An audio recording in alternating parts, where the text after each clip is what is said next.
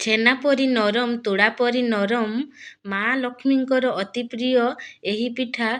ସୁଦଶା ବ୍ରତ ପୂଜାରେ ଲାଗୋଇ ଭୋଗ, 10 ପୁର ଦିଆ ମଣ୍ଡା ପିଠା, ସିଝା ମଣ୍ଡା ପିଠା, ପାଣି ମଣ୍ଡା ପିଠା। ନମସ୍କାର, ମୁଁ ସସ୍ମିତା। ଆପଣ ସମସ୍ତଙ୍କୁ ସସ୍ମିତା ବେଷ୍ଟ କିଚେନକୁ ଅନେକ ଅନେକ ସ୍ୱାଗତ। ନରମ ନରମ ପିଠା ବନେଇବା ପାଇଁ ତ ଆପଣମାନଙ୍କୁ ରେସିପି ଦେଖିବାକୁ ପଡ଼ିବ, ଆଉ ଜମା ବି ସ୍କିପ୍ କରିବେନି, ଫାଷ୍ଟରୁ ଲାଷ୍ଟ ପର୍ଯ୍ୟନ୍ତ ଦେଖିବେ। ଆଶା କରୁଛୁ ମୋର ଏହି ଭିଡ଼ିଓ ଭଲ ଲାଗିବ।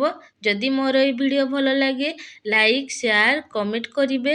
ମୋ ଚ୍ୟାନେଲରେ ଯଦି ନୂଆ ଥିବେ, ସବସ୍କ୍ରାଇବ୍ କରିଦେବେ, ପାଖରେ ଥିବା ବେଲ୍ ଆଇକନ୍କୁ କ୍ଲିକ୍ କରିନେବେ। ତାହେଲେ ଆସନ୍ତୁ ରେସିପି ଆରମ୍ଭ କରିବା। ଫାଷ୍ଟ ତ ଗୋଟେ ପୁର ପାଇଁ ଦେଖନ୍ତୁ, ଏଇଠି ମୁଁ ଗୁଡ଼ ନେଇଛି, ଛେନା ନେଇଛି, ନଡ଼ିଆ ନେଇଛି କୁରିକି, ଆଉ ଏଇଠି ଦେଖନ୍ତୁ ମସଲାରେ ଗୁଜୁରାତି, ଗୋଲମରିଚ, ଅଦା, ଲବଙ୍ଗ ଏସବୁକୁ ଗୁଣ୍ଡ କରିନେବା। ଆଉ ସେ କାଜୁ, କିସମିସ୍ ଆଉ ଚେରି ଅଛି। ଆମର ତ ହେଇଗଲା 10 ପ୍ରକାର ପୁର। ତ ଏବେ ଆସନ୍ତୁ ପୁର କରିବା। ସେଥିପାଇଁ ଗୋଟେ କରେଇ ବସେଇ ନେବା। କରେଇକୁ ଭଲ ଭାବରେ ଗରମ କରିନେବା, ଆଉ ସେଥିରେ ଆମେ ଗୁଡ଼ ପକେଇ ନେବା। ଦେଖନ୍ତୁ ଏହି ଗୁଡ଼କୁ ମୁଁ କୁରି ନେଇଛି।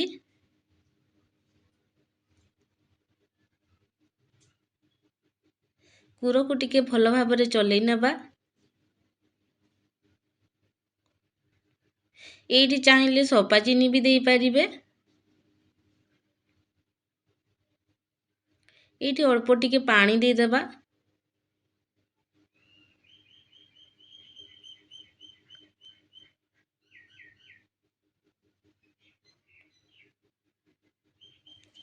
ଆଉ ପାଣିକି ଭଲ ଭାବରେ ଫୁଟେଇ ନେବା।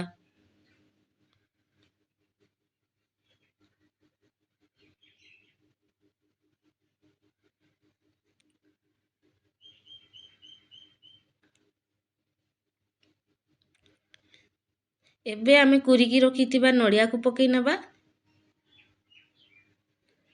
ଆଉ ଟିକେ ଚଲେଇ ନେବା।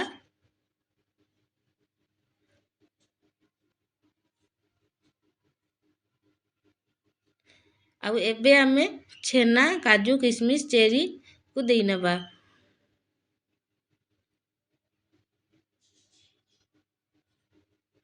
ଏହି ପିଠା ମାଙ୍କର ଅତି ପ୍ରିୟ, ମା ଲକ୍ଷ୍ମୀଙ୍କର।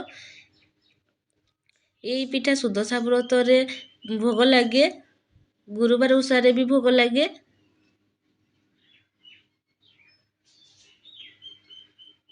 ଏବେ ଆମେ ସବୁକୁ ଦେଇକି ଭଲ ଭାବରେ ଚଲେଇ ନେବା, ଆଉ ଛେନାରୁ ପାଣିକୁ ପୁରା ଶୁଖେଇ ନେବା।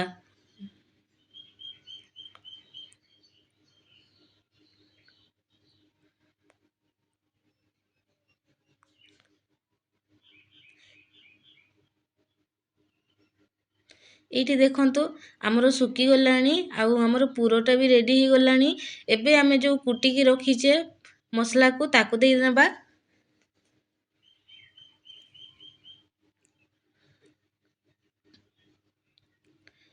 ଏଇଠି ଦେଖନ୍ତୁ ଅଦା ଆଉ ଗୋଲମରିଚ, ଗୁଜୁରାତି, ଲବଙ୍ଗ ଏସବୁକୁ ମୁଁ ଛେଞ୍ଚିକି ପକେଇଛି, ଆଉ ସବୁକୁ ମିଶେଇ ନେବା।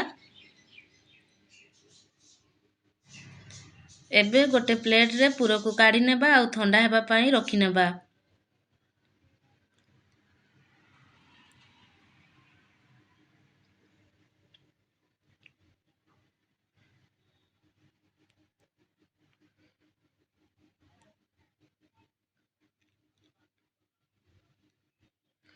ଆଉ ଏପଟେ ଆସନ୍ତୁ ଦେଖିବା।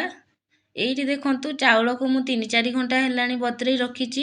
ଆଉ ଏଇଠି ଦେଖନ୍ତୁ ମୁଁ ମାପିକି ନେଉଛି, ସେଇ ଅନୁସାରେ ଆମେ ପାଣି ନେବା। ତ ଦେଖନ୍ତୁ ଏଇଠି ମୁଁ ଗୋଟେ ବଡ଼ ଗିନା ନେଇଛି, ଆଉ ସେଥିରେ ଚାଉଳକୁ ମୁଁ ମାପିକି ନେଉଛି କେତିକି ହେଉଛି।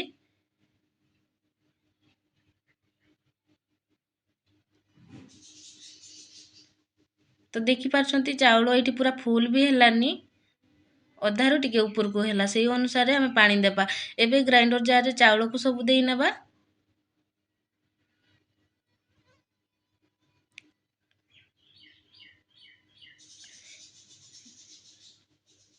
ତ ଏଇଠି ଦେଖନ୍ତୁ ମୁଁ 2 ଚାମଚ ମାପରେ ପାଣି ଦେଇଛି, ଆଉ ଏବେ ଏଇଠି ମାପ କରିନେବା ଆମେ। ତ ଏଇଠି ଦେଖନ୍ତୁ ଯେତିକି ଚାଉଳ ଥିଲା ସେତିକି ପାଣି ନେଇଛି, ସେତିକିରୁ ମୁଁ ଅଳ୍ପ ଟିକେ ଚାଉଳରେ ଦେଇନେବା ପାଣି।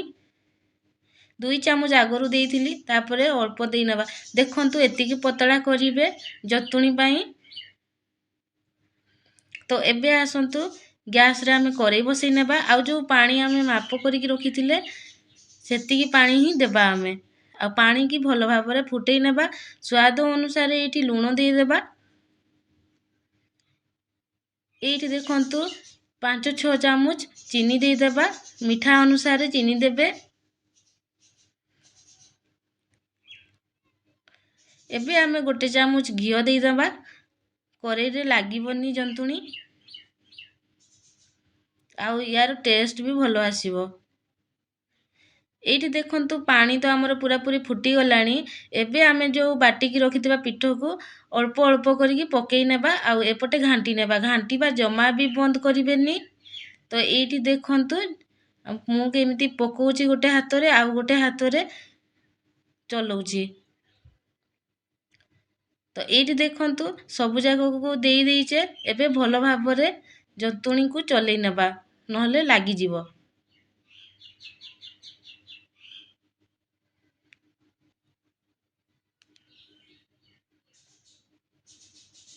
ଦେଖନ୍ତୁ ଏଇଠି ଚଲେଇବା ଜମା ବି ବନ୍ଦ କରିବେନି। ତ ଯେତେ ଯାଏଁ ଆମର ହାତରେ ନ ଲାଗିବ ସେତିକି ଟାଇମ୍ ଯାଏଁ ଆମେ ଚଲେଇ ନେବା। ଦେଖନ୍ତୁ ଏଇଠି ଆମ ଜନ୍ତୁଣି ହେଇ ଆସିଲାଣି।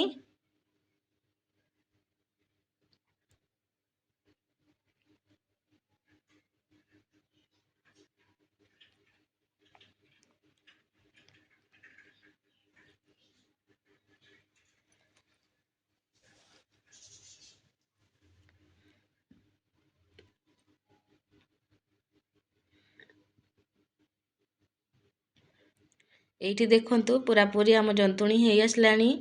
ଏବେ ଟିକେ ପାଣି ହାତ ହେଇକି ଆମେ ଧରିକି ଦେଖିବା ହେଉଛି କି ନାହିଁ।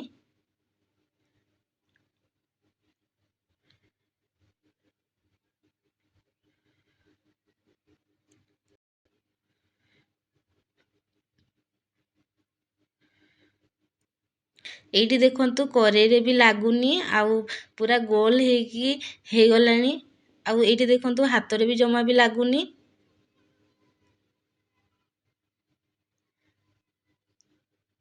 ଦେଖନ୍ତୁ ଏଇଠି ପୁରା ନରମ ନରମ ପରି କେତେ ସୁନ୍ଦର ହେଇଛି। ଏବେ ଆମେ ଥଣ୍ଡା କରିବା ପାଇଁ କିଛି ଟାଇମ୍ ଛାଡ଼ି ନେବା। ଏବେ ଥଣ୍ଡା ବି ହେଇଗଲାଣି। ଏଇଠି ଦେଖନ୍ତୁ 5-6 ମିନିଟ୍ ପାଇଁ ମୁଁ ଥଣ୍ଡା ହେବା ପାଇଁ ରଖିଥିଲି। ତ ଏବେ ପାଣି ହାତ ହେବା, ଆଉ ଆମେ ପିଠା ବଢ଼ିବା। ଦେଖନ୍ତୁ ଏଇଠି ମୁଁ କେମିତି ପୁରା ଗୋଲ କରିନେଲି, ଆଉ ମଝିଟା ପୁରା ଦେଖନ୍ତୁ ଖାଲୁଆ କରିକି। ଏବେ ଆମେ ସେଥିରେ ପୁର ଦେଇ ନେବା।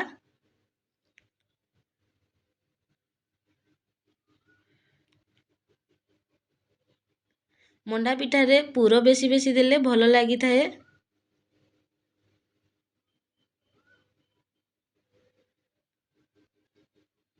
ତ ଦେଖନ୍ତୁ ଏଇଠି ଏଇ ସେମ୍ ପ୍ରୋସେସରେ ସବୁ ଯାକକୁ ଗୋଲ କରିନେବା।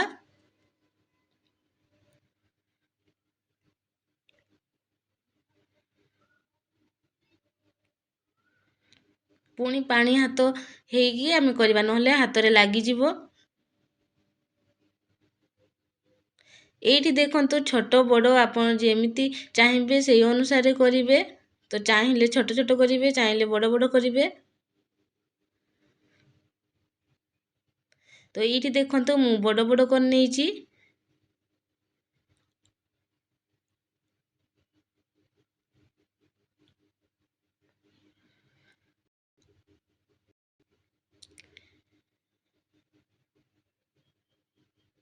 ତ ଏଇଠି ମୁଁ 2ଟା ବଢ଼ିକି ଦେଖେଇଦେଲି, ଆଉ ସେମ୍ ପ୍ରୋସେସରେ ସବୁ ଯାକକୁ ବଢ଼ି ନେବା। ଦେଖନ୍ତୁ ଏଇଠି ଆମର ସବୁ ଯାକ ସରିଯାଇଛି, ଆଉ ଏଇଠି ମୁଁ ଛୋଟ ବଡ଼ କରିନେଇଛି। ଦେଖନ୍ତୁ ଏଇଠି ମୁଁ ଛୋଟ ଛୋଟ କରିଛି, କିଛିକା କିଛିକା ବଡ଼ ବଡ଼ କରିଛି। ଏବେ ଆମେ ଗୋଟେ ଡେଗରେ ପାଣି ନେବା। ଅଧ ବେଲା ଦେଇ ନେଇଛି, ଆଉ ମୁଁ ଏଇଠି ଜାଲି ନେଇଛି। ଆଉ ଜାଲିରେ ଟିକେ ମୁଁ ତେଲ ମାରି ନେଉଛି, କାହିଁକି ନା ପିଠାଟା ଯେମିତି ସିଝିଲା ପରେ ସାଙ୍ଗେ ସାଙ୍ଗେ ଖସି ଆସିବ, ଲାଗିବନି। ତ ଏଇଠି ଦେଖନ୍ତୁ ମୁଁ ତେଲ ଭଲ ଭାବରେ ଦେଇ ନେଇଛି। ଏବେ ମୁଁ ଏଇଠି ପିଠାକୁ ଦେଇଦେବି। ଏଇଠି ମୁଁ ପିଠା ଦେବି ଆଉ ଅଧା ପାଣିରେ ଆମେ ସିଝେଇବା।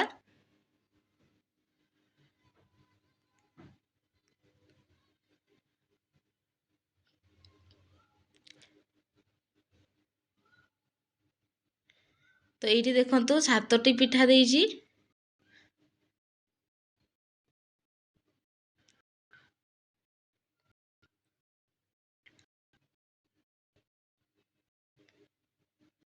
এইଠି ଦେଖନ୍ତୁ ଏବେ ଢାଙ୍କୁଣୀ ମାରିଦେବା ଆଉ 10 ମିନିଟ୍ ପାଇଁ ପୁରା ଛାଡ଼ିଦେବା ପିଠା ସିଝିବା ପାଇଁ।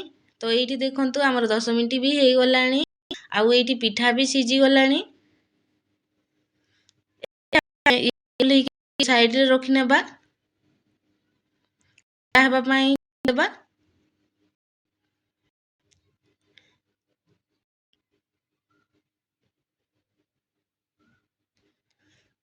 ଆଉ ଏବେ ଆମେ ଗୋଟେ କରେଇରେ ପାଣି ବସେଇ ନେବା ଆଉ ପାଣିକୁ ପୁରା ଫୁଟିବା ପାଇଁ ଛାଡ଼ି ନେବା।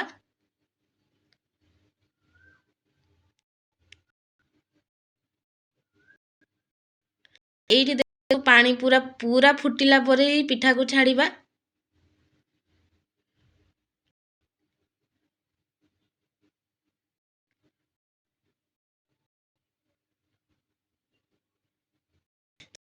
ଛଅଟି ଅଛି। ଏଇଠି ଦେଖନ୍ତୁ ପିଠା ଟିକେ ଉପରକୁ ଆସିଲେ ଆମେ ଟିକେ ଏପଟ ସେପଟ କରିକି ନଉଟେଇ ନେବା। ଏଇଠି ମାତ୍ର 5 ରୁ 7 ମିନିଟ୍ ବି ଲାଗିବନି, 5 ମିନିଟ୍ ଭିତରେ ପିଠାକୁ ଆମେ କାଢ଼ି ନେବା।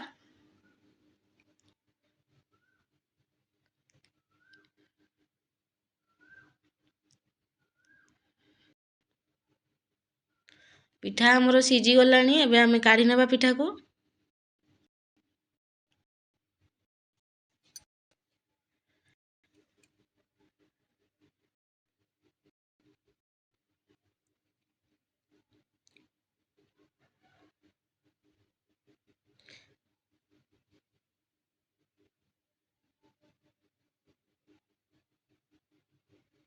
ଏଇଠି ଦେଖନ୍ତୁ ସବୁଯାକ ପିଠାକୁ ଆମେ କାଢ଼ି ନେବା। ଆଉ ଏବେ ଆସନ୍ତୁ ଆମେ 2 ପ୍ରକାରର ପିଠା ତ ବନେଇବା ଶିଖିଗଲୁ। ଦେଖନ୍ତୁ ଏଇଟା ହେଲା ଆମର ସିଝା ମଣ୍ଡା ପିଠା ଆଉ ଇଏ ହେଲା ଆମର ପାଣି ମଣ୍ଡା ପିଠା। ତ ଦେଖନ୍ତୁ ବଢ଼ିଆ ନରମ ନରମ ହେଇଛି, ପୁରା ତୁଳା ପରି ନରମ ନରମ ହେଇଛି, ପାଟିରେ ଦେଲାକୁ ମିଳେଇଯିବ।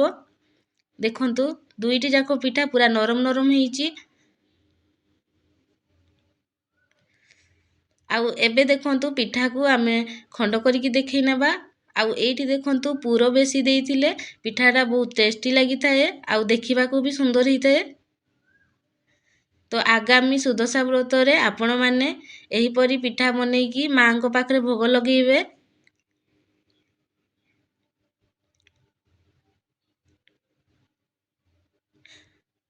ଆଉ ଯଦି ମୋର এই ଭିଡ଼ିଓ ଭଲ ଲାଗିଲା ଲାଇକ୍ ସେୟାର କମେଣ୍ଟ କରିବେ। ମୋ ଚ୍ୟାନେଲରେ ନୂଆ ଥିଲେ ସବସ୍କ୍ରାଇବ୍ କରିଦେବେ ଆଉ ପାଖରେ ଥିବା ବେଲ୍ ଆଇକନ୍